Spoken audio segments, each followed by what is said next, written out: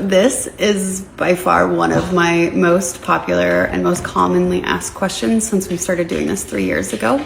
And as a human, I always want to assume positive intent. And as an educator, I always want to share maybe a different perspective into the way that we ask questions or look at things. And in the world of kink, especially kink and BDSM, but I think in the world of love and life and relationships, we need to have full consent before we enter any type of play or agreement or even relationship.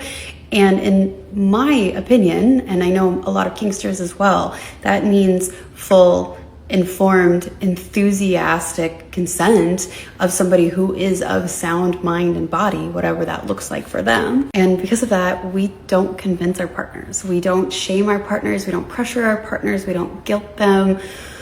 We can inspire them. And that's one of my favorite ways to kind of change this perspective of how do I convince my partner to how do I inspire my partner? And you may or may not be able to do that. Depending where you live, pegging is one of the more taboo things to explore. Not only as a society, but as a culture in general. We shame men if they're not in a top or dom role. And so having that kind of role switch in general, there's some shame around it.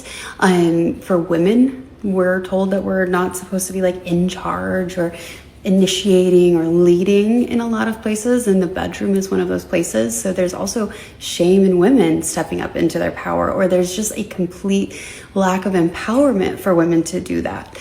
And so that is a hurdle just in general that anybody who's exploring pegging has to overcome. But that hurdle is a whole lot easier to overcome when you have a partner that you feel like you can just bring up any topic with.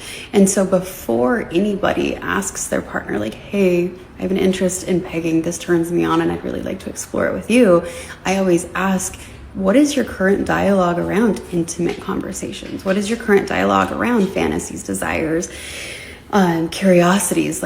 Do you have fear and shame before even starting that conversation? Because maybe that is where we need to start as a relationship and as a couple, or even as a person, finding that security and that safety to talk about really vulnerable things, so that if your partner is not interested, which may be a possibility, that fear of rejection is not as scary as maybe not talking about it, and understanding that just because it's a no for your partner doesn't mean that you can't explore it. With solo play, there's still a lot of solo pleasure to be had.